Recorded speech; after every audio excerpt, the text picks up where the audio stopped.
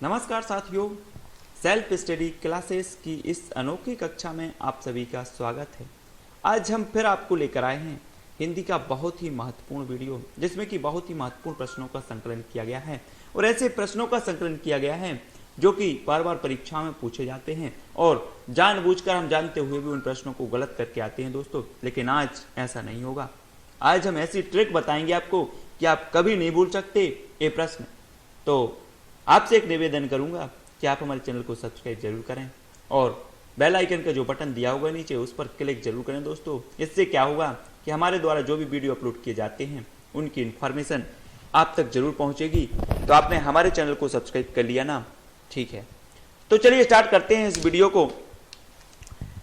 सबसे पहले हम आपको एक जरूरी सूचना देते हैं कि इस वीडियो में प्रकाशित सूचनाएं, समाचार, ज्ञान एवं तथ्य पूरी तरह से सत्यापित किए गए हैं। फिर भी यदि कोई जानकारी या तथ्य गलत प्रकाशित हो गया हो तो प्रकाशक, संपादक या मुद्रक उससे किसी व्यक्ति विशेष या संस्था को पहुंची क्षति के लिए जिम्मेदार नहीं होगा। चलिए स्टार्ट करते हैं। आज का जो पहला प्रश्न होगा, बोले चौपाई के प्रत्येक चरण में कितनी मात्राएं होती हैं? तो आपके सामने विकल्प दिया है, जैसे कि वीडियो के नियमानुसार हम आपको बता दें कि 3 सेकंड का आपको समय दिया जाएगा, उसके बाद हम उत्तर बताएंगे। वो इसलिए किया जाता है दोस्तों कि जब हम आपके सामने विकल्प देंगे तो आपके अंदर एक जिज्ञासा उत्पन्न होगी। जिज्ञासा कैसे उत्पन्न होगी? जानने की इच्छा होगी कि इसका उत्तर क्या होगा, उत्तर क्या होगा। और जब आपके अंदर जानने की इच्छा होगी तो निश्चित ही जो हम उत्तर बताएंगे वो आपके दिमाग में घर कर जाएगा और उसके बाद ट्रिक भी बताएंगे तो आप कभी नहीं भूल सकते। तो दोस्तों देखते हैं इसका उत्तर। इसका उत्तर हो जाएगा 16। बोले सर 16 कैसे हो गए चौपाई के प्रत्येक चरण में? तो बोले हम याद करवाते हैं। बोले चौपाई मतलब होता है 4 पाई। 4 मतलब होता है, बोले 4 का स्क्वायर कर दो। बोले 4 का स्क्वायर कर दिया, बोले 4 चौको 16 हो गया सर। बोले चौपाई के प्रत्येक चरण में क्या हो जाएगा? बोले 16। बोले सर हो गया 16। चौपाई के प्रत्येक चरण में कितनी मात्रा हो गई? बोले 16 हो गई। बोले क्या किया? बोले चौपाई मतलब 4 को मैंने स्क्वायर कर दिया, बोले तो कितना हो गया? 16 हो गया। तो चौपाई के प्रत्येक क्षण में कितनी मात्रा होंगी? बोले 16 होगी। इस प्रकार से याद करेंगे। नेक्स्ट होगा, बोले छंद कितने प्रकार के होते हैं? तो 3 सेकंड का आपके पास समय है, आप अपने उत्तर का चयन करें। चलिए देखते हैं इसका उत्तर। इसका उत्तर हो जाएगा 3। छंद कितने प्रकार के होते हैं? बोले 3 प्रकार के होते हैं। आपको पता होगा 2 प्रकार के, लेकिन 3 प्रकार के छंद होते हैं दोस्तों। तो अब इसको कैसे याद किया जाए सर? बोले छंद लिखो जरा। छंद लिखा मैंने, छा ऊपर बिंदी और दा। बोले तीनों को मिलाकर कितने हो गए? बोले सर 3 हो गए। 1 मात्रा 2 वर्ण, तीनों को मिलाए तो 3 हो गए। तो बोले छंद कितने प्रकार के होंगे? बोले 3 प्रकार के ही होंगे। इस प्रकार से याद करेंगे। नेक्स्ट बोले कनक कनकते सौगुनी मादकता अधिकाय में कौन सा अलंकार है? आपके सामने विकल्प हैं, आप अपने उत्तर का चयन करें।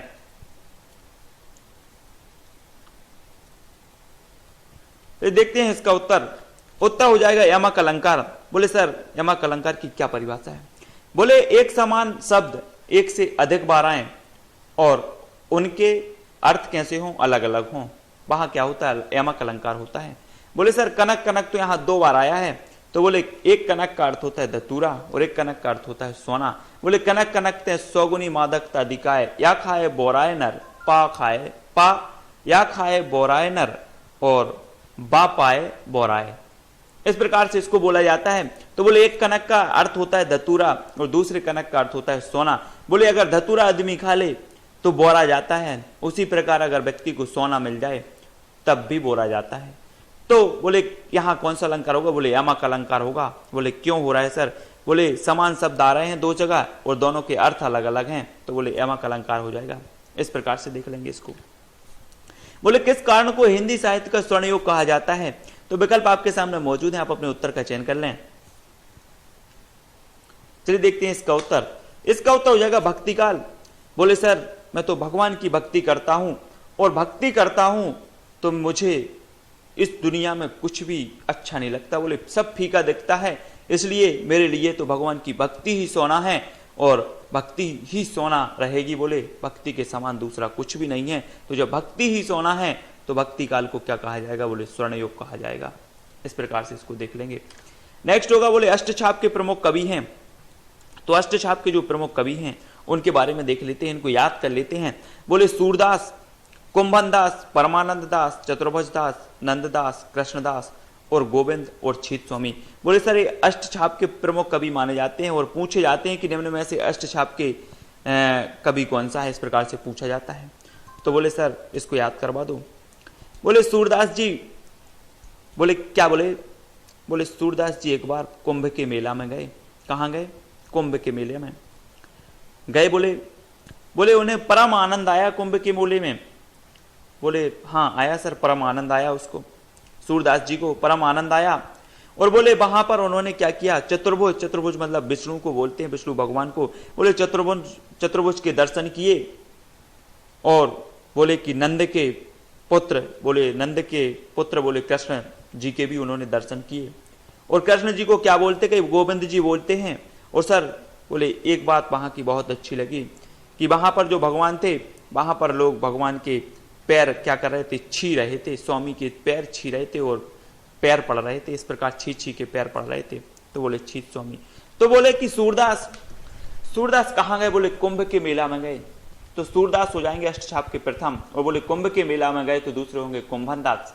और बोले सर वहां पर परमानंद आया। तो बोले परमानंद दास भी हो जाएंगे अष्टछाप के कवि। और बोले सर वहां पर जो है चतुर्भुज भगवान के जो है हमने दर्शन किए। तो बोले चतुर्भुज दास हो जाएंगे। बोले सर वहां पर एक चीज और देखी मैंने, नंद के जो पुत्र श्री कृष्ण है, बोले उनके भी दर्शन किए। तो नंद से क्या बन जाएगा? नंददास बन जाएगा। और बोले कृष्ण के भी दर्शन किए तो कृष्णदास हो जाएंगे। और बोले सर कृष्ण जी को और क्या बोलते हैं? बोले नंद गोविंद भी बोलते हैं। सर हाँ बोलते हैं गोविंद। तो गोविंद के भी हमने दर्शन कर लिए। बोले सर एक बात बहुत खास थी। बोले पैर छू के क्या कर रहे थे? दर्शन कर रहे थे।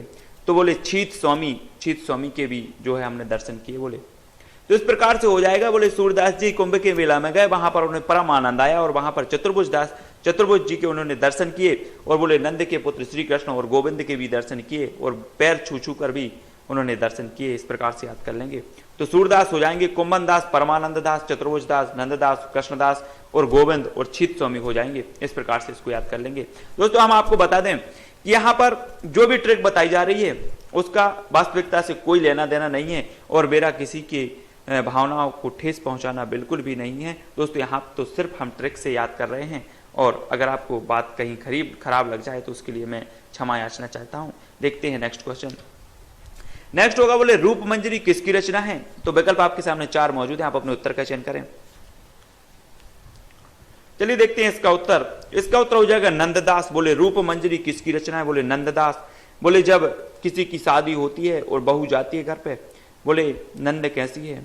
बोले नंद का रूप तो बहुत अच्छा है। रूप कैसा है? बोले नंद का। बोले नंद का रूप बहुत अच्छा है। तो रूप मंजरी किसकी रचना होगी? बोले नंददास की होगी। तो रूप मंजरी किसकी रचना है? नंददास की है। याद हो गया ना? हो गया। देखते हैं बोले तुलसीदास की प्रमुख रचनाएं कौन सी हैं? तो इनको भी देख लेंगे तुलसीदास की रचनाएं कौन कौन सी हैं। तो हम इनको याद करते हैं तुलसीदास जी की प्रमुख जो रचना है। बोले सबसे पहले भक्तमाल। तो तुलसीदास जी किसके भक्त थे? जरा आप हमें बताएं। बोले राम जी के भक्त थे।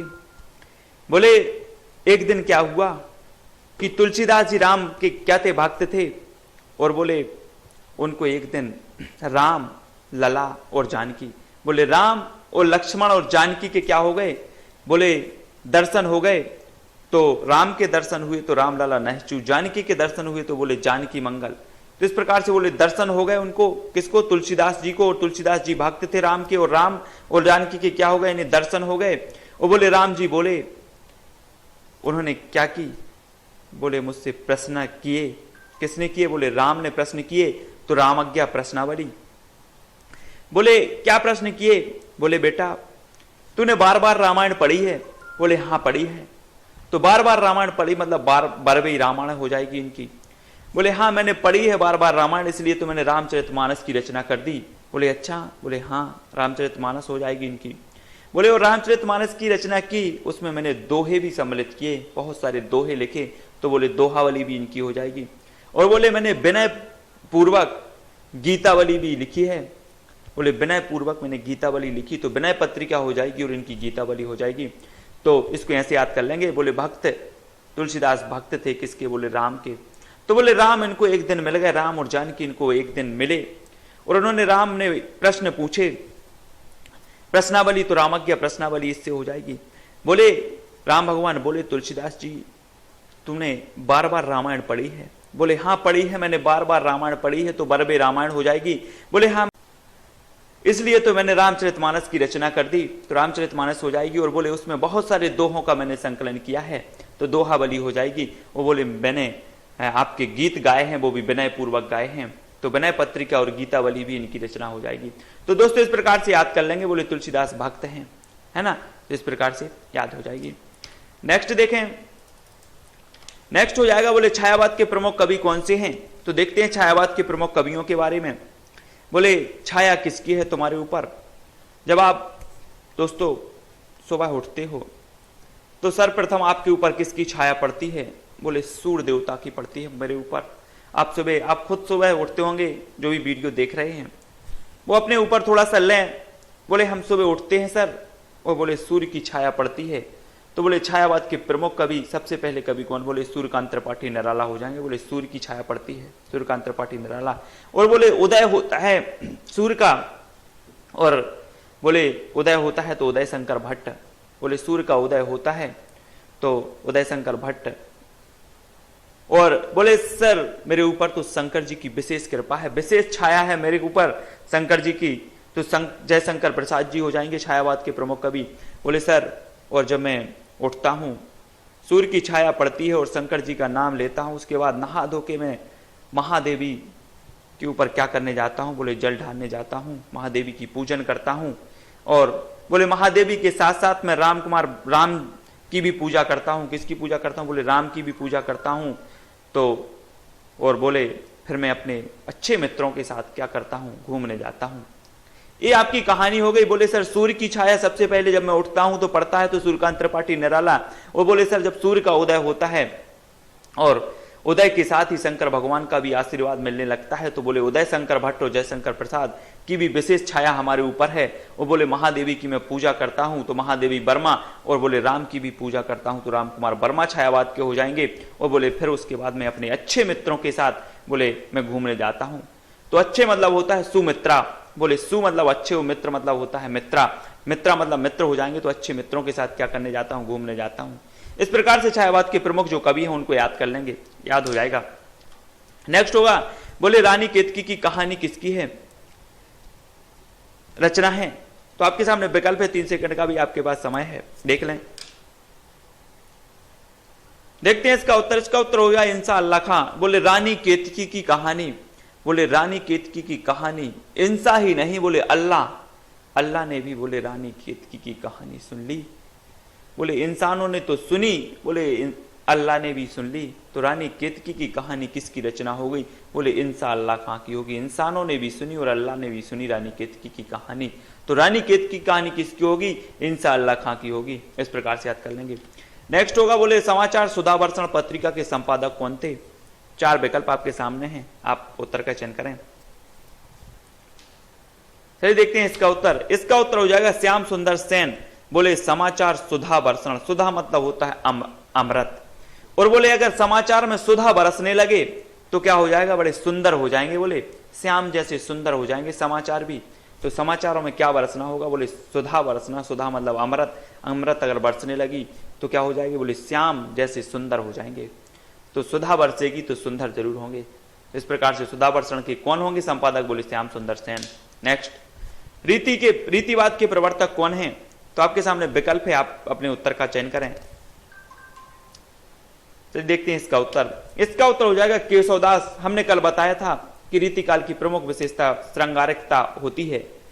तो उसी प्रकार बोले रीतिवाद के प्रवर्तक कौन है। बोले सर मैं रीति से श्रृंगार करता हूं, पहले नहाता हूं फिर उसके बाद क्या करता हूं, आगे के श्रृंगार करता हूं। तो बोले रीतिवाद, रीति बोले श्रृंगार करते हैं। रीति का नहा के बाद केसों में क्या डालता हूं, बाल डालता हूं। केस मतलब होता है बाल। बोले केसों में तेल डालता हूं, उसी प्रकार फिर पाउडर लगाता हूं। तो रीतिवाद के प्रवर्तक कौन, बोले केशवदास होंगे, क्योंकि मैं रीति से क्या करता हूं, अपने केसों को क्या करता हूं, बाल डालता हूं, तेल डालता हूं। इस प्रकार से हो जाएगा। तो रीतिवाद के केशवदास। बोले रीति मतलब केस, है ना, इस प्रकार से हो जाएगा। और नेक्स्ट क्वेश्चन जो होगा वो होगा बोले सर प्रयोगवाद के प्रवर्तक कौन है। तो आपके सामने विकल्प है, आप अपने उत्तर का चयन करें। देखते हैं इसका उत्तर। इसका उत्तर हो जाएगा अज्ञे। अज्ञेय का अर्थ समझते आप, जिसे जाना ना गया हो, जिसे जाना ना गया हो वो अज्ञेय है। और हम प्रयोग क्यों करेंगे?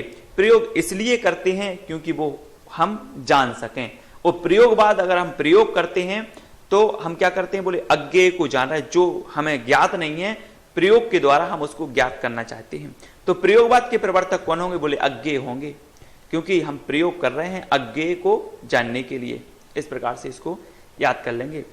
नेक्स्ट होगा बोले मीमांसा दर्शन के प्रवर्तक कौन है? तो आपके सामने विकल्प है, आप अपने उत्तर का चयन करें। देखते हैं इसका उत्तर। इसका उत्तर हो जाएगा जैमिनी, मीमांसा। मी और मानसा, मी मतलब होता है मैं, और मानसा बोले मनसा। बोले आज मेरी मनसा है कि मुझे क्या मिल जाए? बोले मनी मिल जाए, है ना। तो अगर आपकी मनसा है मनी की, तो मीमांसा दर्शन के कौन होंगे? बोले जैमिनी होंगे। जय मिनी, जय ले मनी, तो जय मिनी। तो मी मतलब मेरी, मनसा मतलब मनसा, तो मीमांसा दर्शन के प्रवर्तक कौन होंगे? बोले जैमिनी। मनसा क्या है? बोले मनी मिल जाए, तो मीमांसा दर्शन के प्रवर्तक जैमिनी हो जाएंगे। नेक्स्ट हो जाएगा बोले कलम का जादूगर किसे कहा जाता है? तो 4 विकल्प आपके सामने मौजूद हैं, देख ले उत्तर।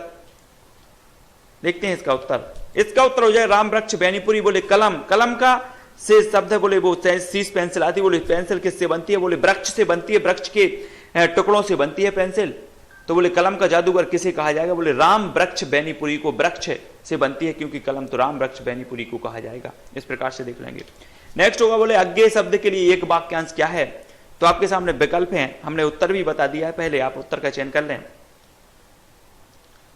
देखते हैं इसका उत्तर। इसका तो उत्तर हो जाएगा कि अज्ञेय शब्द का एक वाक्य होता है जिसे जाना ना जा सके, जिसे जाना ना जा सके वो है अज्ञेय।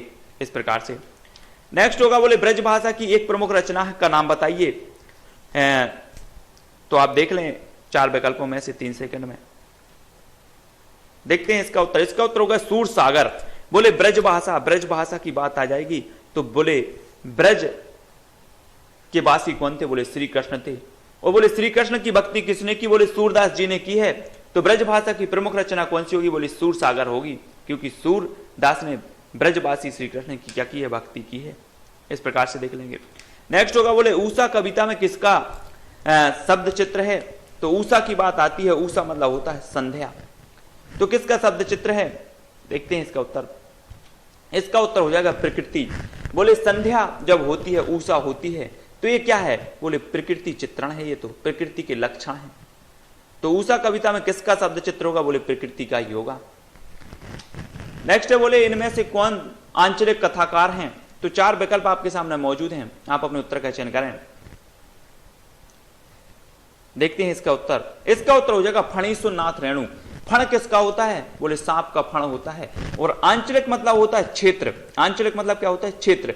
तो सभी क्षेत्रों में सांप नहीं पाए जाते, फण वाले सांप नहीं पाए जाते, आंचलिक विशेष में पाए जाते हैं, किसी दूसरे क्षेत्रों में पाए जाते हैं। तो फणीश्वर फण, बोले सर फण वाले जो सांप होते हैं वो अंचल में विशेष किसी अन्य क्षेत्रों में पाए जाते हैं। तो आंचलिक कथाकार कौन होंगे? बोले फणीश्वर नाथ रेणु होंगे, क्योंकि अंचलों में पाए जाते हैं क्या? फणी वाले सांप। इस प्रकार से देख लेंगे। बोले सर शेष स्मृतियां के लेखक कौन है? तो 4 विकल्प आपके सामने मौजूद हैं, उत्तर का चयन करें। देखते हैं इसका उत्तर। इसका उत्तर हो जाएगा रघुवीर सिंह। बोले शेष स्मृतियां, बोले मैं तो रघुवीर मतलब होता है राम। बोले राम का मैं तो क्या करता हूं? स्मरण करता हूं, मैंने रोज राम का स्मरण करता हूं, उनकी जो स्मृतियों को याद करता हूं। तो शेष स्मृतियां के लेखक कौन होंगे? बोले रघुवीर से होंगे, क्योंकि रघुवीर को राम भी कहा जाता है। तो शेष स्मृतियां के लेखक रघुवीर से। नेक्स्ट हो जाएगा बोले अकाल में सारस किसकी रचना है? तो आपके सामने 4 विकल्प हैं, उत्तर का चयन कर लें। देखते हैं इसका उत्तर। इसका उत्तर हो जाएगा शिव मंगल से सुमन। अगर आपके जो शहर है उसमें अकाल पड़ जाए तो आप किसको याद करोगे? बोले मैं तो शिव के पास जा रहा हूं, शिव भगवान की पूजा करूंगा कि भगवान मेरे इस अकाल को दूर कर दो। तो अकाल जब पड़ेगा तो आप शिव के पास जाएंगे। तो शिव मंगल से सुमन, अकाल में सारस इनकी रचना होगी। बोले अकाल मतलब मैं शिव के पास जाऊंगा, तो शिव मंगल से सुमन। और क्या चढ़ाऊंगा? सुमन चढ़ाऊंगा, पुष्प चढ़ाऊंगा। इस प्रकार से इसको देख लेंगे दोस्तों। नेक्स्ट है कि ब्राह्मण किसकी रचना है? तो ब्राह्मण की जब भी बात आ गई तो 4 विकल्प आपके सामने मौजूद हैं, उत्तर का चयन करें।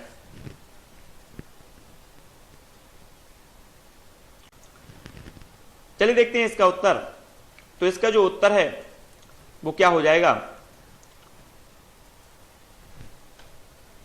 वो हो जाएगा प्रताप नारायण मिश्र। बोले ब्राह्मण किसकी रचना है? बोले प्रताप नारायण मिश्र साहब की है। बोले सर इसको कैसे याद किया जाए? बोले ब्राह्मण की जब बात आती है तो बोले ब्राह्मण पंडितों को बोला जाता है, और पंडितों का ऐसा प्रताप होता है बोले कि वो भगवान की पूजन करवाते हैं, विधि विधान से सारी पूजन करते हैं, उनका बहुत प्रताप होता है ब्राह्मणों का। बोले तो ब्राह्मण किसकी रचना होगी? बोले प्रताप नारायण मिश्र की होगी। इस प्रकार से देख लेंगे। नेक्स्ट होगा, बोले वृंदावन लाल वर्मा किस प्रकार के कवि हैं? तो आपके सामने विकल्प मौजूद है, आप अपने उत्तर का चयन करें। दोस्तों बार बार पूछा गया है ये क्वेश्चन परीक्षा में, बहुत अच्छे से देखना इसको। देखते हैं इसका उत्तर। इसका उत्तर हो जाएगा बोले ऐतिहासिक। वृंदावन लाल वर्मा किस प्रकार कवि हैं? बोले ऐतिहासिक कवि हैं। बोले वृंदावन लाल वर्मा सर कैसे हैं, इसको कैसे याद किया जाए? बोले वृंदावन लाल बिहारी लाल की, कैसी बोलते? वृंदावन बिहारी लाल की जय, इस प्रकार से बोलते ना। तो वृंदावन बिहारी लाल की अगर हम जय बोलते हैं और उनकी कथा सुनते हैं तो वृंदावन बिहारी जो होते हैं वो क्या है?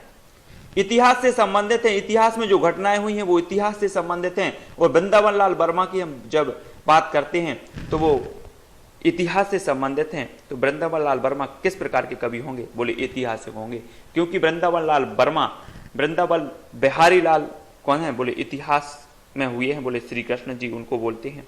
बोले ऐतिहासिक हैं, वो तो ग्रंथों और पुराणों में इतिहास में मिलते हैं उनका वर्णन।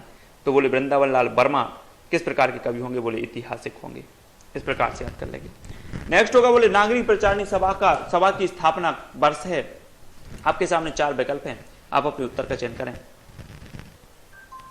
चलिए देखते हैं इसका उत्तर। इसका उत्तर हो जाएगा 1893। नागरी प्रचारणी सभा की स्थापना हुई थी कब? 1893 में हुई थी नागरी। नागरी में अगर हम वर्ण देखें तो कितने हैं? बोले 3 वर्ण हैं। तो 1893 में लास्ट में 3 आएगा, नागरी प्रचारणी सभा। नेक्स्ट, बोले इनमें से कौन सी बोली पूर्वी हिंदी की नहीं है?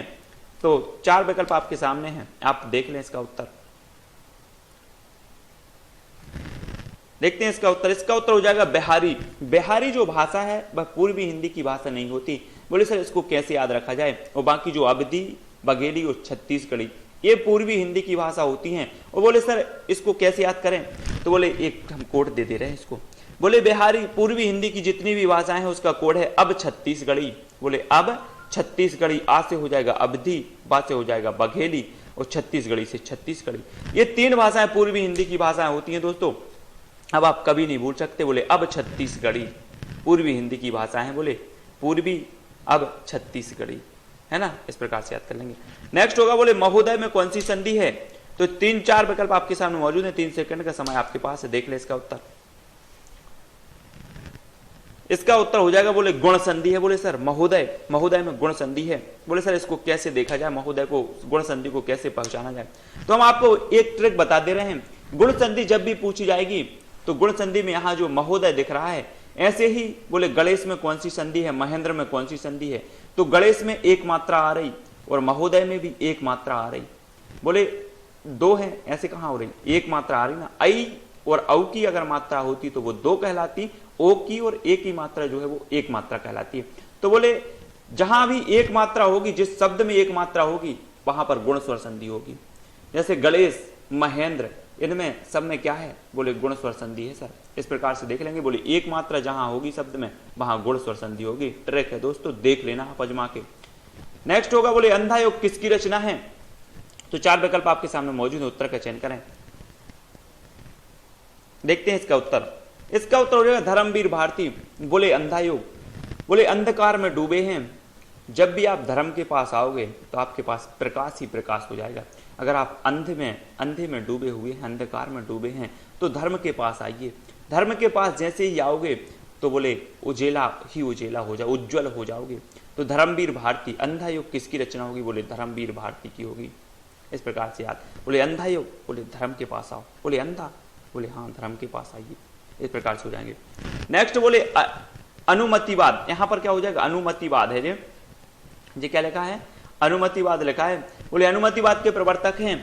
तो आपके सामने 4 विकल्प हैं, आप अपने उत्तर का चयन करें। देखते हैं इसका उत्तर। इसका उत्तर हो जाएगा संकोक। बोले मैं सर अनुमति, बोले अगर आप मंदिर जाओगे और बोले कि हमें शंख बजाना है, तो क्या आप शंख जो बजाओगे वो बिना अनुमति के बजाओगे? नहीं बजाओगे, क्योंकि शंख बजाने के लिए आपको क्या करना पड़ेगा? अनुमति लेना पड़ेगा पंडित जी से। तो अनुमतिवाद के प्रवर्तक कौन होंगे? बोले शंकोक होंगे। बोले सर हाँ ये तो सही बात है, बोले शंख बजाना है तो अनुमति लेना पड़ेगा, तो अनुमतिवाद के जो प्रवर्तक होंगे बोले शंकोक होंगे। इस प्रकार से देख लेंगे। नेक्स्ट होगा बोले किंसुक कुसुम जानकर झपटा, भौरा सुख की लाल चोंच पर, तोते ने चोंच चलाई, जामुन का फल उसे समझकर। में कौन सा अलंकार है? 3 सेकंड का समय आपके पास, देख लें। चलिए देखते हैं इसका उत्तर। इसका उत्तर हो जाएगा भ्रांतिमान अलंकार। बोले किंसुक कुसुम जानकर झपटा, जो किंसुक कुसुम जानकर झपटा, भौरा सुख की लाल चोंच पर। जो भौरा है वह जो तोता की लाल चोंच होती है ना, तोते की, तो भौरा ने समझा कि ये काय का फूल है। बोले एक किंसुक, बोले किंसुक जानते हो ना, किंसुक का फूल होता है, बोले ये किंसुक का फूल है। तोते की चोंच को उसने किंसुक का फूल समझा और भौरा उस फूल समझकर उसको क्या हो रहा है, उसकी चोंच पर झपटा, और तोते ने समझा कि ये जामुन का फल है। क्या है? जामुन का फल है। तो तोते ने भी चोंच जलाई, क्या? जामुन का फल उसे समझकर। तो यहां पर देखो भौरे को भी भ्रांति हो गई और तोते को भी भ्रांति हो गई। तोते ने समझा कि ये जामुन का फल है और भौरे ने समझा कि ये किंसुक का क्या है, कुसुम है। तो भौरा को भी पूरी भ्रांति हो गई और तोते को भी भ्रांति हो गई। तो यहां पर कौन सा अलंकार होगा? बोले भ्रांतिमान अलंकार होगा। अब बात करें बोले संदेह अलंकार। संदेह अलंकार वहां होता है कि जहां पर संदेह बना रहता है। बोले नारी बीच सारी है कि सारी बीच नारी है, नारी ही की सारी है कि सारी ही की नारी है। इस प्रकार से यहां पर जो है संदेह बना है कि नारी बीच सारी है कि सारी बीच नारी, मतलब यहां जो स्रोत देखने वाला है उसके मन में संदेह बना हुआ है कि नारी है कि सारी है।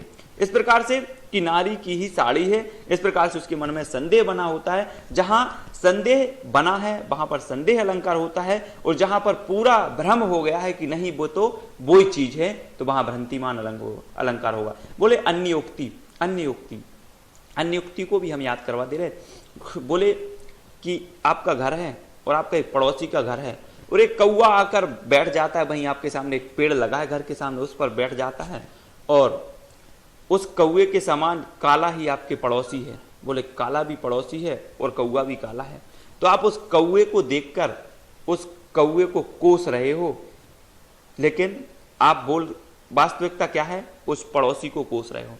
कौवे का सहारा लेकर पड़ोसी पर वार कर रहे हो, वो होगा अन्योक्ति अलंकार। बोले एक काला कौवा कहां से आ गया साला यहां पर, इस प्रकार से जो बोला, तो आप काला कौवा का सहारा लेकर और पड़ोसी से बोल रहे हो। तो इस प्रकार से अन्न के लिए जो उक्ति होती है वो अन्योक्ति अलंकार कहलाता है। मतलब किसी का सहारा लेकर किसी के लिए बात कही जाए वहां अन्योक्ति अलंकार हो जाएगा। इस प्रकार से देख लेंगे। नेक्स्ट होगा बोले ब्रज भाषा कहां बोली जाती है। आपके सामने 4 विकल्प मौजूद हैं, देख लें इसका उत्तर। देखते हैं इसका उत्तर। इसका उत्तर हो जाएगा मथुरा वृंदावन में। बोले ब्रज भाषा, बोले मथुरा वृंदावन जाएंगे, बोले वहीं पर ब्रजवासी हैं, तो मथुरा वृंदावन में ब्रजवासी हैं रहे, तो मथुरा वृंदावन में ही क्या हो जाएगा, ब्रज भाषा बोली जाएगी। सरल है। नेक्स्ट है बोले मतवाला पत्रिका के संपादक कौन थे। दोस्तों हम जो पत्रिकाएं जितनी हिंदी की हैं बहुत अच्छे से आपको ट्रिक के माध्यम से समझाएंगे। अगले जो वीडियो होंगे उनमें बहुत अच्छे से सारे याद हो जाएंगे आपको। मतवाला पत्रिका के संपादक कौन थे, तो 4 विकल्प आपके सामने मौजूद, उत्तर का चयन करें। चलिए देखते हैं इसका उत्तर। इसका उत्तर हो जाएगा निराला। बोले मतवाला को निराला भी, बोले मतवाला है वो तो निराला है सबसे, मतवाला निराला ही होगा। तो इस प्रकार से याद कर लेंगे, बोले मतवाला है निराला है। नेक्स्ट है बोले सीढ़ियों पर धूप में किसकी रचना है। तो आपके सामने विकल्प है, आप अपने उत्तर का चयन करें। देखते हैं इसका उत्तर। इसका उत्तर होगा रघुवीर सहाय। बोले सर याद करें कैसे करें। बोले सीढ़ियों पर धूप में बैठे थे। बोले बेटा सीढ़ियों पर धूप में क्यों बैठे हो। बोले मैं तो बैठा हूं, मेरे तो रघुवीर सहायता करते हैं। तो सीढ़ियों पर धूप में किसकी रचना होगी, बोले रघुवीर सहाय की होगी। नेक्स्ट होगा बोले निम्न में से बिहारी हिंदी की भाषा है। तो बोले आपके सामने विकल्प है, देखते हैं इसका उत्तर। इसका उत्तर हो जाएगा खड़ी बोली। बिहारी हिंदी की जो भाषा है, भाषा नहीं है वो नहीं है खड़ी बोली। और जो मगही, मैथिली, भोजपुरी जो है वो क्या है, वो क्या है, बिहारी हिंदी की भाषा है। इसका कोड होगा मामा, बिहारी मामा भी। तो बिहारी से बिहारी, माँ से मगही, मैथिली और भोजपुरी, इस प्रकार से इसको याद कर लेंगे। दोस्तों अगर आपने हमारे चैनल को सब्सक्राइब नहीं किया है तो हमारे चैनल को सब्सक्राइब करें और आपको ये वीडियो कैसा लगा आप हमें ज़रूर बताएं।